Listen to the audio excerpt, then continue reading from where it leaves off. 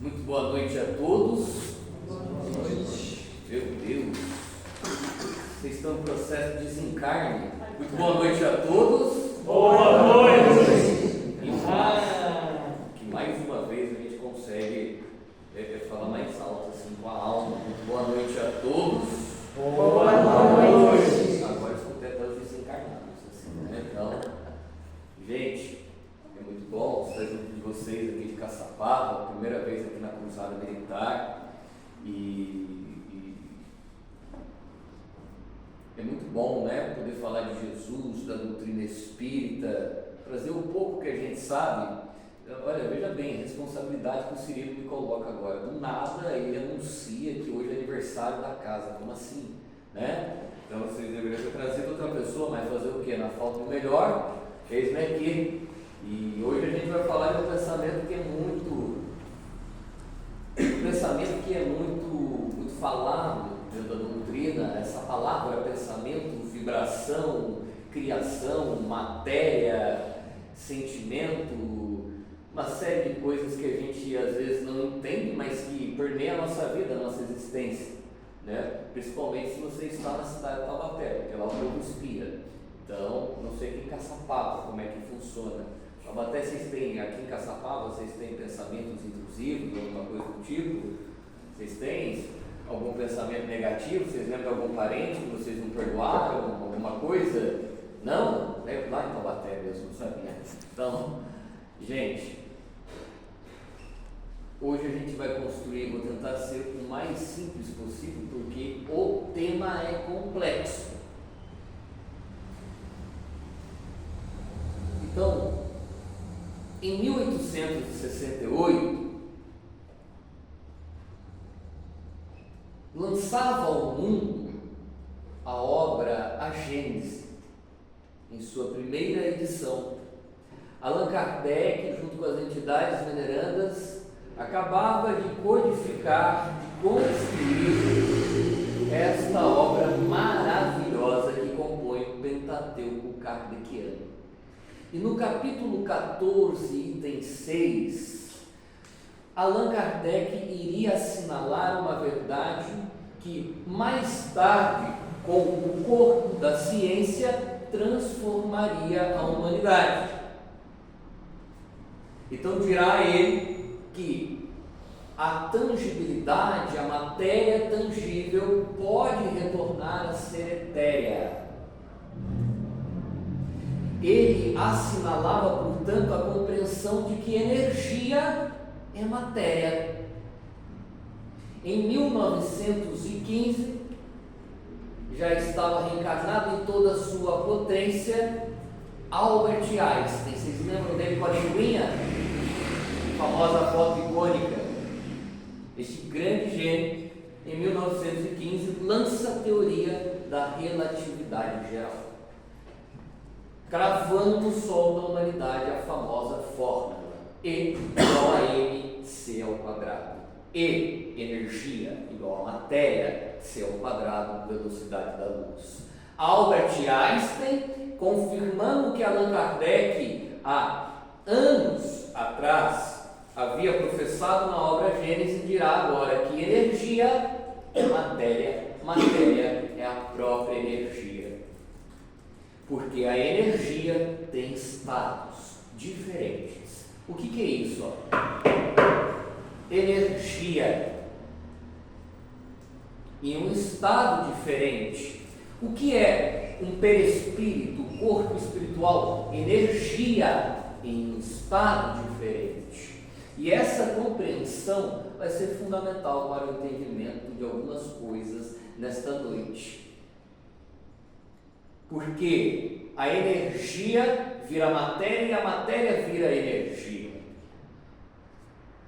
Na obra As Sete Esferas da Terra, publicada pela Federação Espírita Brasileira, o estudioso Mário Frigério vai mostrar as esferas que compõem o planeta, desde a crosta, que aqui pisamos, até as mais elevadas, bem como as regiões abismais. Então vejam vocês, olha só, queridos e queridas, haveremos de encontrar, de acordo com esse estudioso, planos materiais, ora tangíveis e ora ainda não conseguimos tocar, mas tocaremos.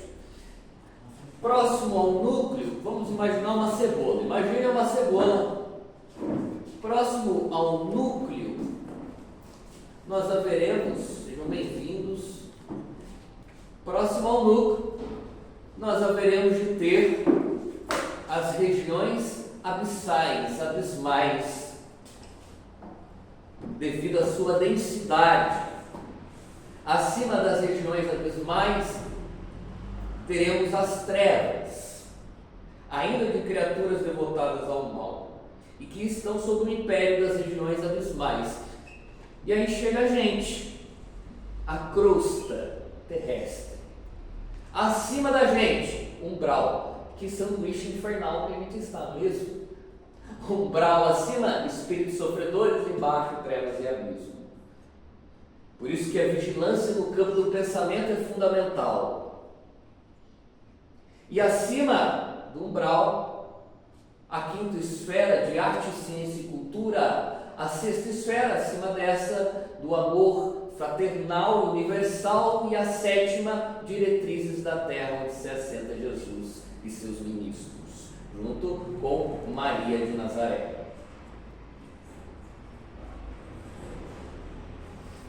Para cima, até chegar aqui.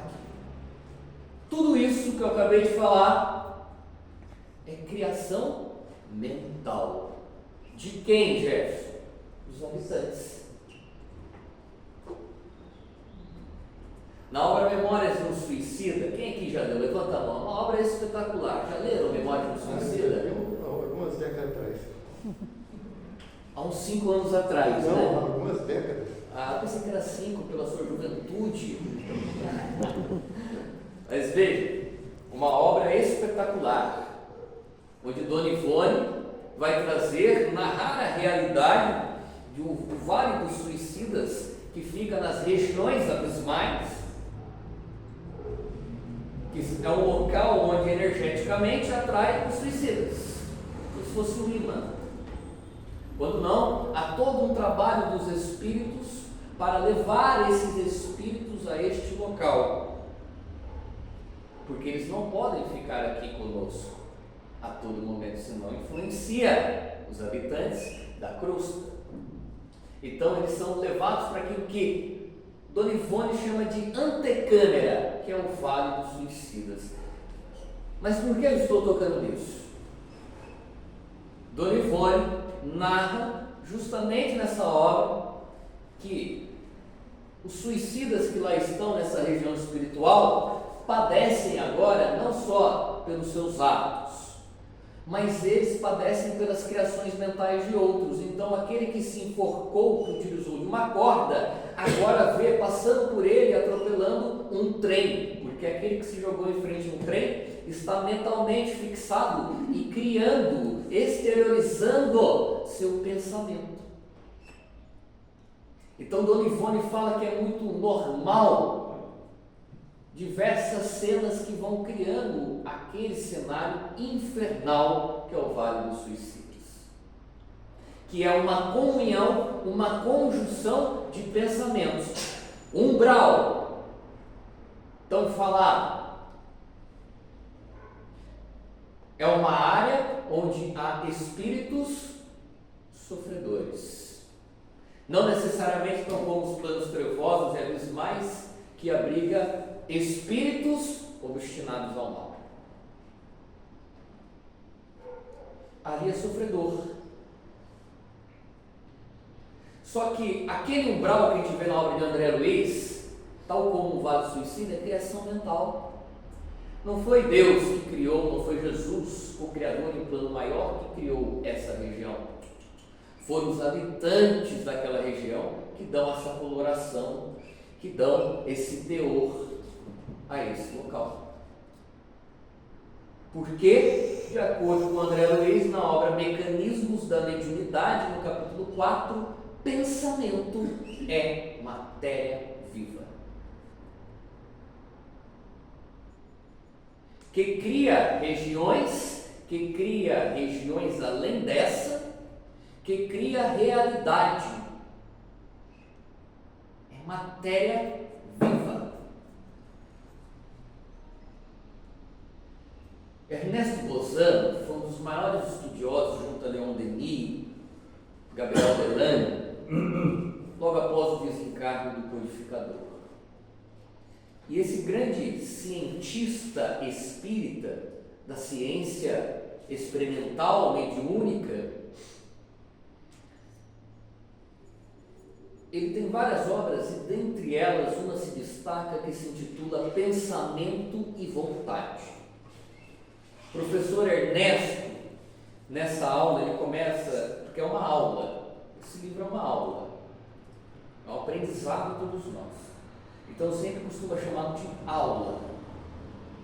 Nessa aula que ele vai dando capítulo pós capítulo, relembrando as palavras do codificador, que daqui a pouco a gente vai trazer um pouco mais, ele vai mostrando a todos nós as forças criadoras, que ele chama de ideoplástica da mente, o pensamento e a vontade.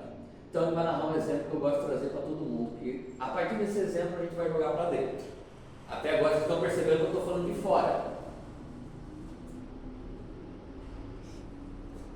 Ernesto Bozano, estudioso, espírito, aí ele recebe um católico lá na sua casa. O católico bate na porta da casa dele, não, ele vai narrar o jovem Turveio, que era um médium, que possuía uma vidência espetacular. Era um bom médium, de acordo com Ernesto Bozano. E um bom médium, de acordo com Kardec, é um bom intérprete. Então, Turveio está lá, ele é um médium espírita na sua casa e bate à sua porta um vendedor de revistas católicas. Estava querendo arrecadar dinheiro para a instituição católica. E, como todo bom espírita, a gente adora uma prosa. O espírita gosta de comer e de conversar. Não é isso? Ou seja, vocês vão falar que é só em Taubaté. Ah, ufa, tem um monte de gente agora balançando a cabeça. Ufa. E aí, gente, eles sentam ali e começam a conversar com um cafezinho. E aquele fiel que estava vendendo exemplares da revista católica começa a asseverar com muita veemência e firmeza e vontade que o diabo existe. E o diabo que ele acreditava era um diabo com metade bode, o clássico, metade homem com chifres, aquela criação mental que a gente já conhece, clássico. Perfeito. E aí eles têm a conversa fica um pouco acalorada, termina, ele compra alguns exemplares, porque ele já tinha entrado numa vibração errada, Turveio, tá? Aí ele falou, bom, agora eu vou fazer a caridade, vamos tentar reparar, porque eles tiveram uma conversa um pouco calorosa. Ele travou um diálogo. E aí, quando esse vendedor sai, Turveio começa a ver ao seu lado o diabo, personificado, metade bode, homem, chifre. Imagina, né? Vocês imaginam, é tudo doido, né? Imagina vocês estão assim quietos e aí vê alguma coisa ao lado nesse teor, se assusta. E aí ele fala, olha, o que está acontecendo aqui? Ele faz uma prece. O mentor dele vem e fala, meu querido, é o seguinte, vamos fazer uma prece? Isso não é um espírito, isso é uma forma de pensamento que se exteriorizou temporariamente nesse ambiente e que está viva, de acordo com a vontade e com a crença daquele fiel. Então vou fazer uma prece, que isso vai sumir. E realmente sumiu. Agora o questionamento que eu faço: se o pensamento cria exteriormente, quem dirá interiormente? Porque até agora a gente está falando das esferas que compõem o planeta, estamos falando de regiões, inclusive da crosta, estamos falando de locais que abrigam, por exemplo, suicidas, estamos falando de uma criação mental, uma forma de pensamento, mas quem dirá aqui dentro? Aqui dentro. E ainda na obra Mecanismos da Mediunidade, no capítulo já citado, número 4, André Luiz afirma que pensamento é matéria que se transforma em formas de pensamento. Isso Allan Kardec deu um outro nome na Gênese, que ele intitula como sendo imagens fluídicas, capítulo 14. Que ele depois dá o nome de fotografia do pensamento. Então, são imagens. O que é um pensamento? O pensamento é matéria, mas o que é um pensamento? Ele é fruto de uma imagem com uma ideia, que juntas geram um sentimento ou uma emoção. Emoção é algo prático, é algo fisiológico. Quem que assistiu Divertidamente? Levanta a mão. Olha só, pelo visto só foi a dona Ângela mesmo que não assistiu, viu, Guilherme? Sua mãe. Realmente eu disse ela para ela assistir, olha só. Então, lá no Divertidamente, o que é aquela salinha? Um sistema límbico do cérebro. O famoso cérebro emocional.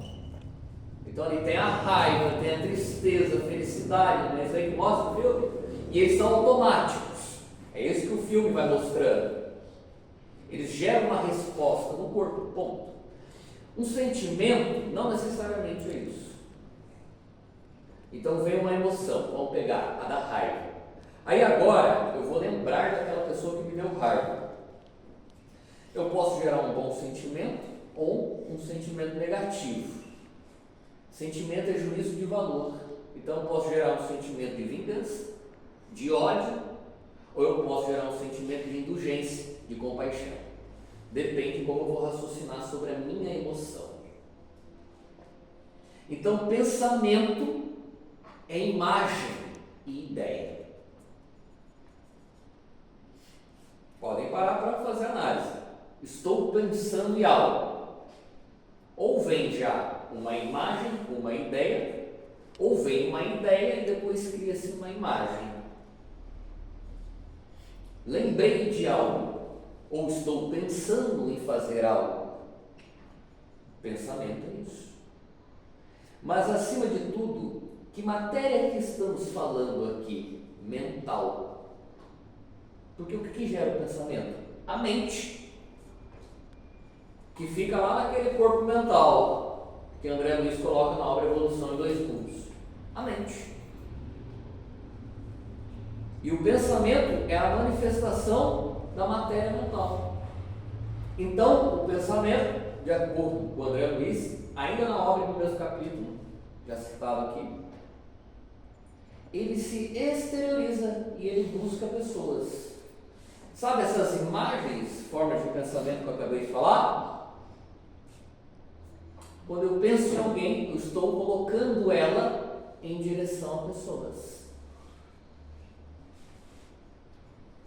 Mas só que é o seguinte, o que a gente emite, a gente se sintoniza. Estou emitindo raiva.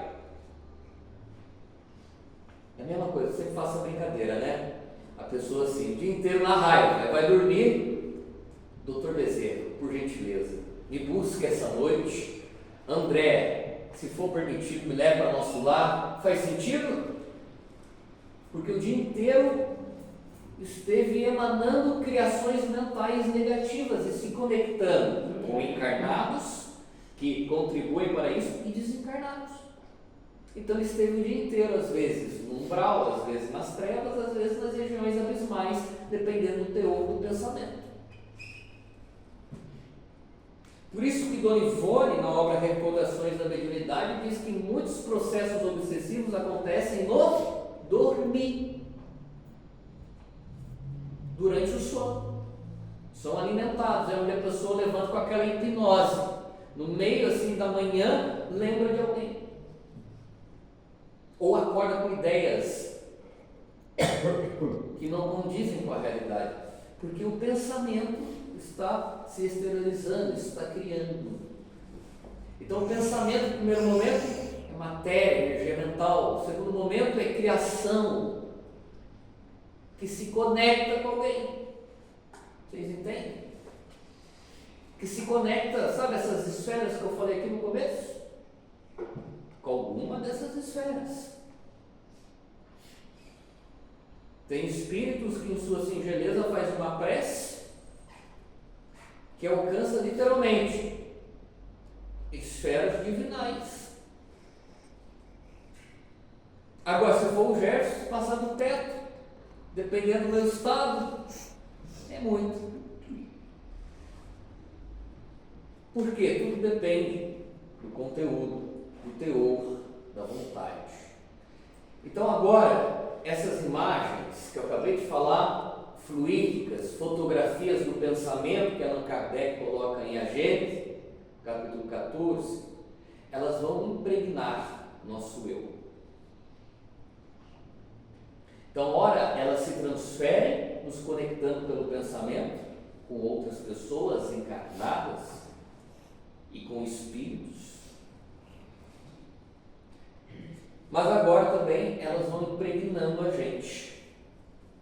Tem um livro que se intitula Universo e Vida. Alguém conhece esse livro? Pouco conhecido pelos espíritas esse livro. É um titã da Federação Espírita Brasileira esse livro. Onde o médium Hernani Santana, junto a Auro, eles trazem revelações profundas. É um livro espetacular. Recomendo a todos vocês.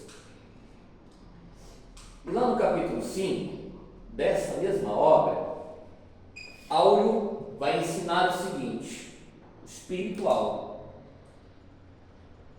que nosso pensamento, como aqui estou falando agora, cria imagens, que Allan Kardec vai dizer o seguinte: você pensou, você já cria essa imagem que tem cor, que tem vida, que tem movimento, que está dentro de você.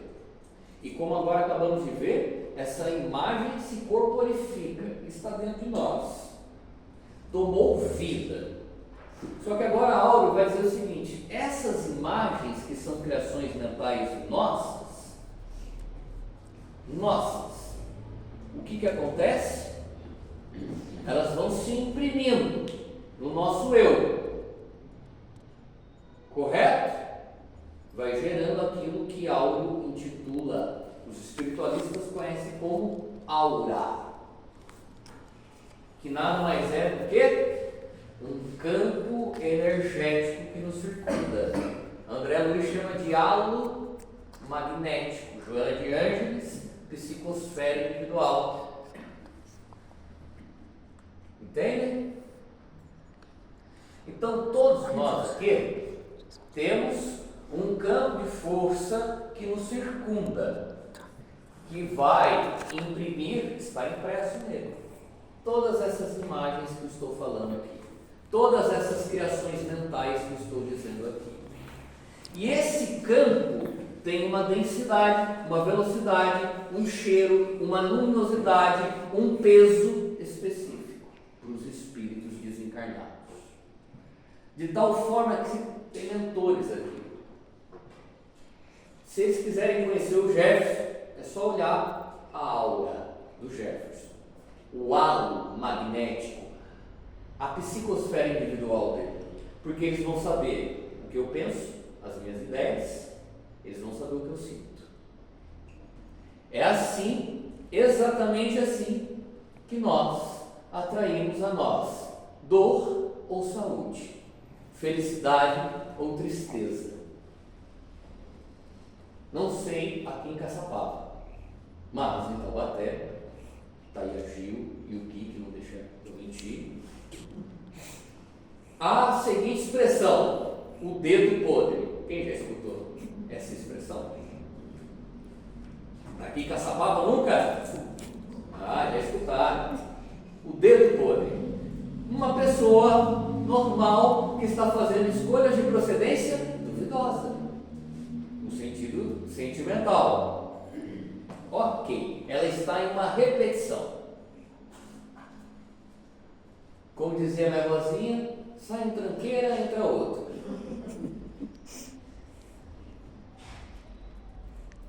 Essa pessoa, eu não vou adentrar em movimento psicológico. Ela está em um movimento espiritual, porque a aura, esse campo energético, está impregnado do quê? De carência, de desejo de ter alguém, mas sobretudo de algumas ideias específicas que atraem encarnados específicos. Aí as pessoas, não é possível, mas sai um, troca o nome, troca a cara, mas é a mesma pessoa, praticamente, as mesmas atitudes. Como é que a pessoa não vê? Ela não vê. Ela está no movimento de atração. Sai um, entra outro. Sai um, entra outro. Por quê? Pensamento é energia que se conecta e que atrai, realmente. Então, o dedo podre, espiritualmente, é alguém que está em repetição, porque ele poluiu a sua aura, o seu campo energético. Então, eu disse o dedo podre. Vou dar um outro exemplo. Tem aqui em Caçapava, alguém tem um amigo cemitério? Não? Sabe o que é isso? Toda vez que você manda uma mensagem para a pessoa, está bem? Estou indo. Não é isso aí? Estou indo. Tá. Mas está tudo certo? Daquele jeito. Mas está precisando de algo? Não tem muito o que fazer. Amigo cemitério. É uma pessoa que está constantemente vinculada ao pessimismo, ao vitimismo. Então agora eu falei de atração, não falei de atração? Agora tem um fenômeno mais comum, que pensamento é matéria, ele está criando. Toda vez que ele pensa em algo negativo, ele cria imagens com vida, com cor, com peso, com cheiro. Vamos lembrar disso, dentro dele, que se fotografa no seu halo energético, que é a aura, e que cria a realidade que ele vai viver.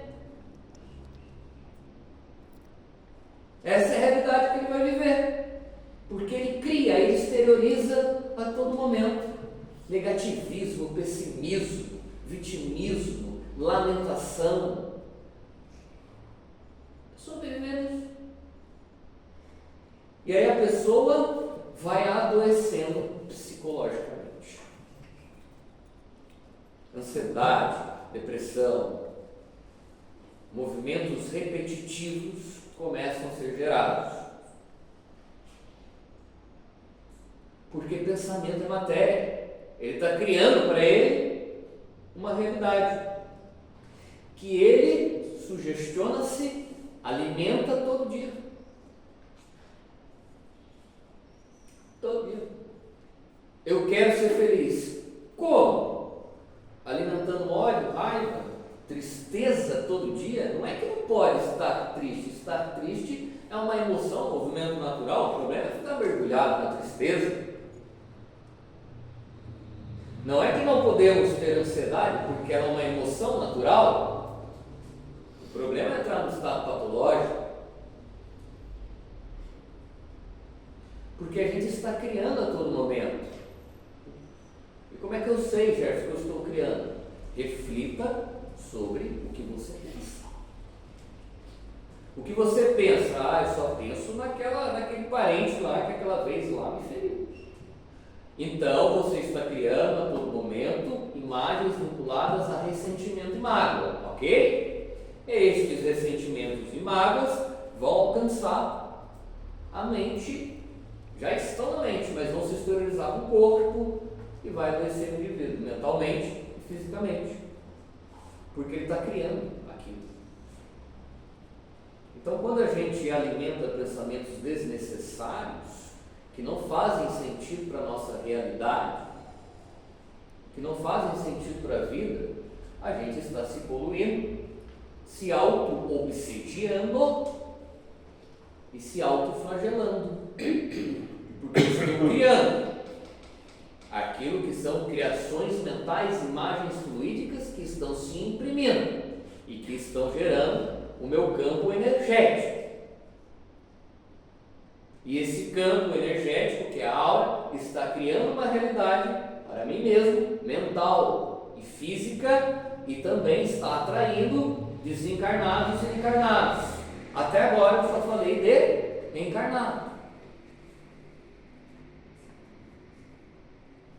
Na obra Dramas da Obsessão de Dona Ivone, em uma de suas explicações, o Dr. Bezerra nos ensina alguns tipos de obsessão. E uma das mais comuns é pelo pensamento. Atrações pelo pensamento. Então eu penso mal de alguém, estou com muita raiva, continuo alimentando. Ok, eu estou me conectando com este alguém. Qual que é o problema maior aqui? Quem anda espiritualmente com esse alguém? Às vezes é um espírito ainda vinculado ao mal, que olha para aquele pensamento, que capta e fala: olha, o Jefferson está prejudicando o meu chegado, o meu pupilo. Eu vou lá mostrar uma coisa para ele. E se vincula com aquele encarnado. É um dos tipos mais normais de obsessão. A atração espiritual do pensamento. Porque o pensamento é matéria que cria, é energia que vincula. Muitos também processos obsessivos geram em nós a alimentação dessas formas de pensamento, dessas imagens. Tem uma palavra, não sei se vocês conhecem, é o famoso pensamento obsessivo, repetitivo, ruminar, ficar repetindo. O que é esse pensamento por vezes? Então chegou esse espírito que quer nos obsediar. Ele vai olhar para quem? Ele vai olhar para gente, especificamente para onde? Para a nossa aura. E essa aura é como se fosse uma antena, esse campo energético. Ele emite um desejo central, de acordo com o André Luiz. E aí ele vai ficar olhando, olha, ele pensa nisso o dia inteiro. Olha, ela pensa nisso o dia inteiro, ela tem medo daquilo, tem medo disso. Ah, vou alimentar isso nela. É dessa forma. Por isso que Joana de Ângeles vai dizer que atrás de transtornos mentais há processos profundos de obsessão. Ela diz isso na obra O Homem Integral, ela diz isso na obra Vencendo a Depressão, ela diz isso em Conflitos Existenciais, em Autodescobrimento, uma busca interior, diversas obras. E onde ele está quieto, vem aquela ideia. A vida é ruim, cara, se mata. E já tem aquilo dentro do meu ser, porque ele está percebendo, olha, aquele dia o Jefferson pensou em se matar. Interessante, pensou, mas passou, foi rápido. Quem sabe se eu fixar o pensamento nele e começar a criar pensamentos nele, colocar ele nesse padrão de vida, ele se mata. Vamos tentar? E é assim que vai ocorrendo.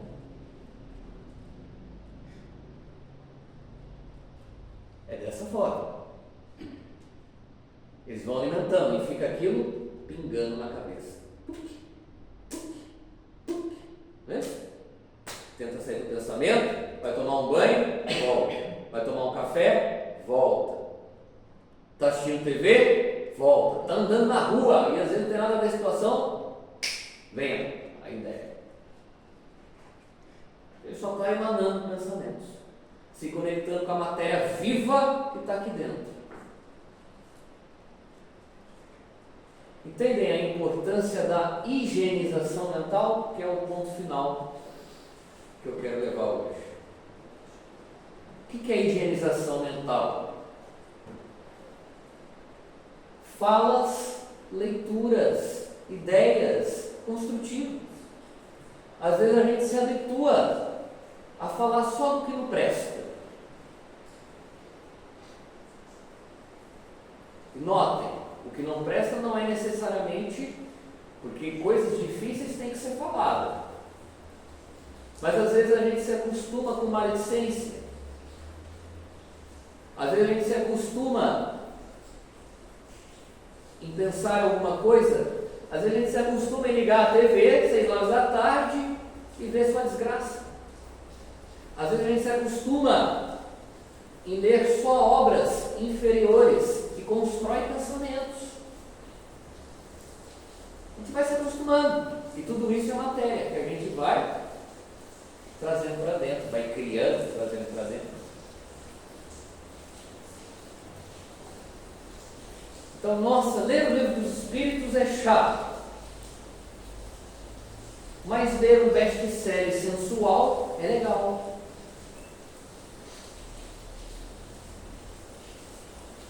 Ler sobre Jesus tem hora que é complicado.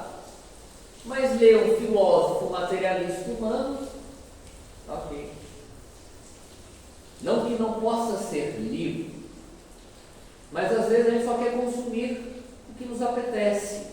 E às vezes o que nos apetece não é construtivo para a nossa evolução moral. Jefferson, estamos tendo dificuldade de leitura, isso aqui não tem problema. A Federação Espírita tem estudos inúmeros no seu site, no YouTube. Tem casas como essa que ofertam estudos, outras tantas, não tem problema. Mas às vezes a gente vai se habituando ao negativo. E o que acontece? Chega o transtorno mental como uma manifestação do adoecimento que já está aqui dentro. Já está. Cheio de imagens conturbadas, sentimentos, desejos, traumas que conturbam o presente, uma série de coisas. Porque a gente não se olha. Higienização mental, que começa pela leitura, no primeiro momento, e depois pelo questionamento. O que eu penso na maior parte do meu dia? Tem gente que fala assim, tem muita coisa assim, porque parece que às vezes o umbral virou um inferno do espírito, não é isso? Ou preocupado, se vai para o umbral, tudo mais. Você acha que, e se quando eu morrer eu vou para o umbral? Será que eu vou para o umbral? Eu não sei, ninguém sabe, concorda? Para mim, se eu fosse ocorrido no centro espírita, já está bom demais, bom tamanho, se eu tivesse mérito. Entretanto, olha, é só você parar para pensar. Aonde você está na maior parte do seu dia, e aonde você está é onde o seu pensamento está. E pensamento é matéria mental. Matéria mental é o próprio espírito. Então, onde está o meu pensamento, está o meu espírito. Então tem gente que entra no centro espírita para assistir uma palestra, no que fica pensando? Rapaz, está chovendo. Será que eu tirei a roupa do varal? Será que eu fechei a janela de casa? Está aqui? Está deslocado, porque o pensamento tem esse poder de se deslocar no tempo e no espaço. Ele foi para um outro tempo, outro espaço. Aonde? A casa, o varal, a janela. Isso é só um dos exemplos que eu estou dando aqui. A gente vive desconectado do presente. O meu maior esforço dentro do meu consultório é dizer aos pacientes, ensiná-los a aproveitar o presente. Tem alguém conversando? Escute o que essa pessoa está falando. Se conecte com a pessoa. Tem uma criança aqui sorrindo, perceba a beleza disso. Como o Cirilo falou aqui na prece, está chovendo. Perceba a beleza da chuva que limpa a atmosfera. Mas é preciso ter esses olhos que Jesus professa como olhos de ver. E às vezes a gente não vê o que tem que ser visto, só vê o que deve ser visto. Mas os olhos criam pensamentos que criam sentimentos. Então a maior higienização que eu sempre coloco por onde passo e que tento praticar é a dos olhos. Jesus disse: os olhos são a candeia do corpo. Se os teus olhos forem bons, teu corpo será luz. Se eles forem maus, teu corpo será trevas. Jesus está falando de saúde e doença, ele está falando de vibração. E ele vincula o olho a esse processo, porque eu olho e já começo a pensar, por vezes. Eu olho e começo a julgar. E o que é isso? É o olho criando pensamento. É o olho humano, não o olho espiritual, evangelizado, daquele que se esforça para viver o Evangelho. O que é olhos de ver? É enxergar o mundo por Jesus. Esse é o desafio.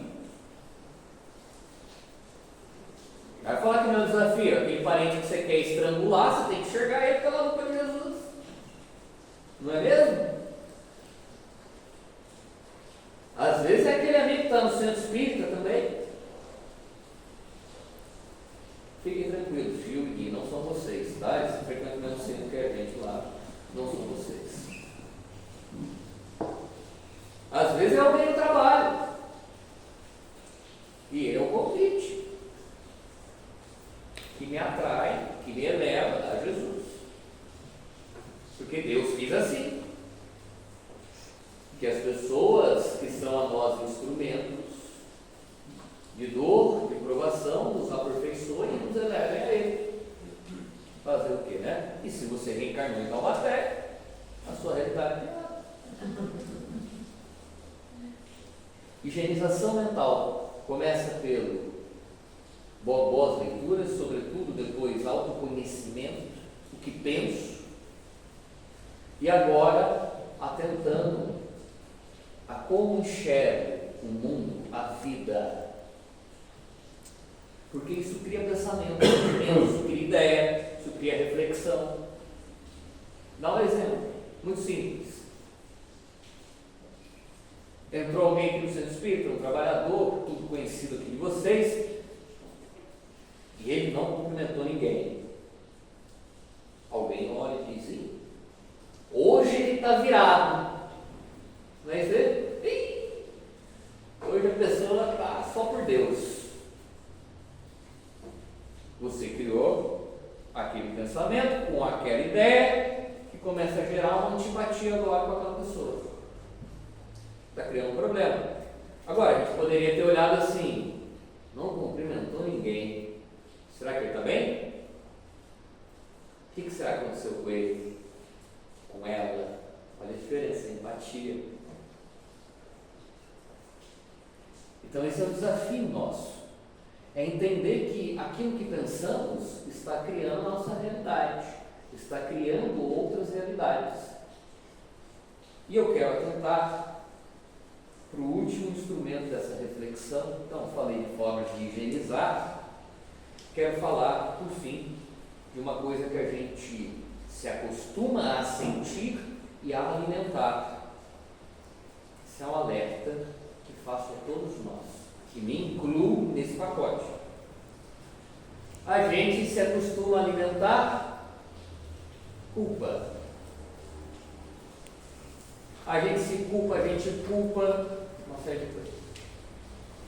E se tem uma coisa quando a gente lê Joana de Ângeles, que é um negócio espetacular, é como a culpa adoece o ser humano. Gente do céu! Se não resolvo a culpa, eu desencarno com ela, eu retorno com ela. Sabe a obra Universo e Vida que eu falei aqui? Nessa mesma obra, no capítulo 5, Auro diz assim o seguinte: a camada mais profunda do eu se chama inconsciente profundo. Ali, Auro, Joana de Ângeles dizem que é arquivado o quê? vidas passadas. Então tudo que a gente vive está ali, guardadinho, como se fosse um livro. Só que só pode se imprimir e ser guardado nesse livro aquilo que a gente resolve. O que a gente não resolve continua vivo e vai se transferindo para a consciência. A consciência é aqui, ó, vocês me olhando e eu conversando com vocês. Então, de acordo com o áudio, há espíritos que já reencarnam com culpa. E tamanha culpa, às vezes, eles vão para o autismo, para a esquizofrenia, eles vão para as fobias, eles vão para as depressões, eles vão para as ansiedades em suas diferenciadas matizes. Porque a culpa vai ter que ganhar vazão em algum local. Não está resolvendo. Então, culpa, gente, foi feita para ser resolvida. A culpa não nos define, nosso erro não nos define. Se resolver consigo mesmo, não se culpar, às vezes a gente se culpa por coisas que a gente nem fez. Isso é muito normal no processo do luto. Qual que é a fantasia dos pais e das mães?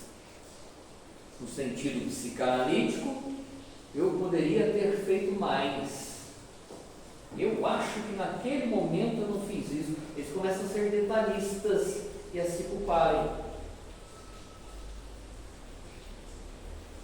Por quê? Porque estão uma fantasia de que a perfeição seria não errar, utilizar melhor o tempo que tinha não errando.